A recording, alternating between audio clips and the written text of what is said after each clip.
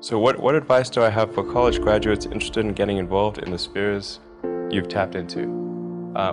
Certainly I'd invite you to apply for a job at SolarCity or Tesla or SpaceX. If that doesn't work for whatever reason, then I guess apply to jobs at other companies in that arena or try starting a company. The space business is quite hard to start a company in the space business because it's such a capital-intensive business. So it may be better to do something in solar power, or if you're going to do it in cars, do it as kind of a component supplier for cars or something like that.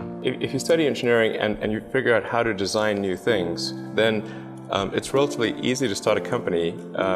You just need to get a few like-minded people with you. How did you get the expertise to be the chief technology officer of a rocket ship company? I do have a physics background. That's helpful as a foundation. And then I read a lot of books and talked to a lot of smart people. I think my sort of drive to get it done is somewhat disconnected from hope, enthusiasm, or anything else. I actually just don't care about hope or enthusiasm, or motivation. I just give it everything I've got, irrespective of what the circumstances may be. You just keep going and get it done. What is the one thing that has surprised you about your life? Oh, one thing, wow. Well, I'm surprised by the whole thing, honestly. I certainly didn't expect for any of these things to happen, honestly. I knew I wanted to be involved in technology, in fact, the only reason I started a company back in '95, an internet company, was because I couldn't get it. There were only a few internet companies, and I couldn't get a job at any of them.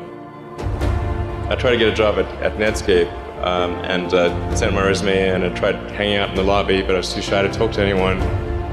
And I was like, okay, well, I guess I'll have to start a company because I can't get a job anywhere. I wouldn't say I'm fearless. In fact, I think I feel fear quite strongly. But if what we're doing what I'm doing I think is important enough, then I just override the fear. I think also people tend to overweight risk on a personal level. It's one thing if you've got, a mortgage to pay and kids to support, and that if you were to deviate from your job, how are you going to feed your family and pay the rent? And okay, that's understandable. But let's say you're young and you're just coming out of college or coming out of high school or whatever. What do you risk? You're not going to starve. I mean, it's really certainly not in any kind of modern economy. It's so easy to earn enough money just to live somewhere and eat food. So I don't know what are they afraid of? They're mostly afraid of failure, I think. But people should be less risk averse when there's not much at risk. I always had sort of a slight existential crisis because I was trying to figure out what does it all mean? Like, what's the purpose of things?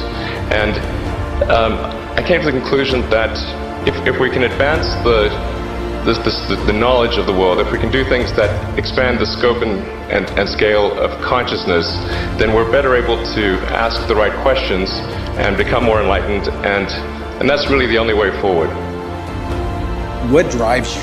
What is it that when you wake up in the morning, do you see a problem and you want to solve it? I think the thing that drives me is that I want to be able to think about the future and feel good about that.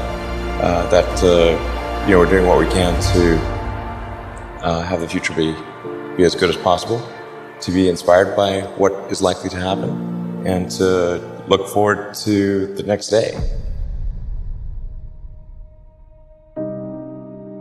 That's what really drives me is trying to figure out how to make sure that things are great and going to be so, and that's the underlying principle behind Tesla and SpaceX.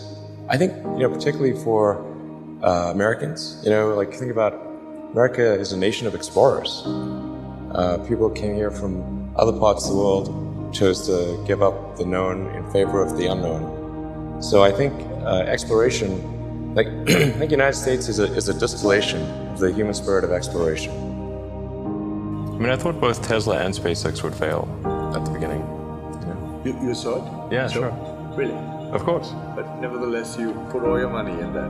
Both. I expected to lose it. Well, technically, what I thought was, I'll take half the money from PayPal, and if I lose half of it, that's okay. But then, of course, the companies encounter difficulties and then have a choice of either let the company die or put all the money into the companies. And so I really didn't want the companies to die, so I put all the money in the companies. And then I had to borrow money from friends to pay living expenses. It's just looking just for evidence of exceptional ability. And if there's a track record of exceptional achievement, then it's likely that will continue into the future.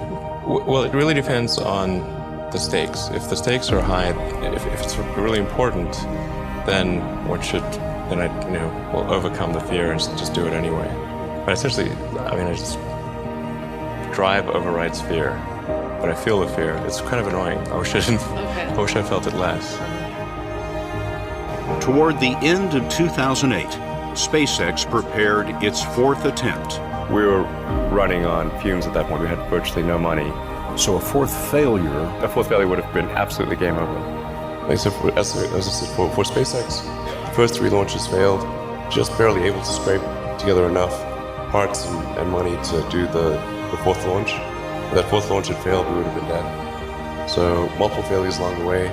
I tried very hard to get the right expertise in for SpaceX. I tried hard to find a great chief engineer for the rocket, but the good chief engineers wouldn't join, and the bad ones, well, there was no point in hiring them. So I ended up being chief engineer of the rocket.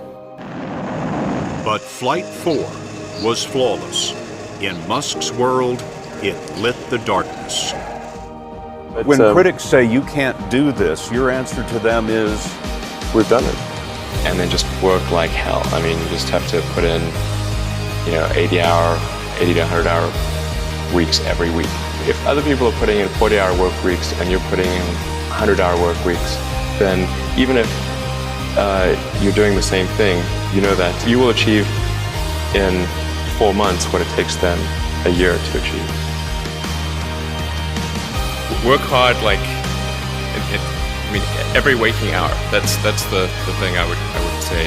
And if you do simple math, you say okay, if somebody else is working 50 hours and you're working 100, you'll get twice as much done in the course of the year. I think it's important that humanity become a multi-planet species.